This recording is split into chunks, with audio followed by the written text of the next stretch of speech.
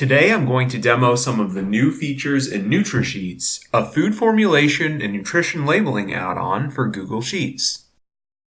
First and foremost, Nutrasheets has been re-engineered to avoid using the Google Drive authorization scope.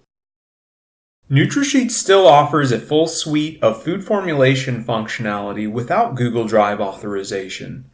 Users can build ingredient databases from ingredients in the USDA database, customize ingredients, or copy and paste ingredients from elsewhere on their Google Drive.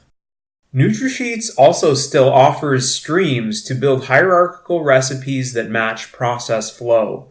Nutrasheets will search your spreadsheet for streams to insert into your recipe.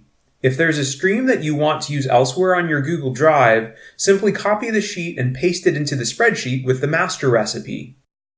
And when you are ready to build and customize your nutrition facts, you'll be able to download them directly to your hard drive. Nutrasheets has been optimized for the USDA's Food Data Central. When searching for ingredients, you'll notice some additional data sources that are new, bringing the total number of ingredients to over 276,000. Thank you so much for using Nutrasheets. I'm looking forward to hearing about what great products that you develop.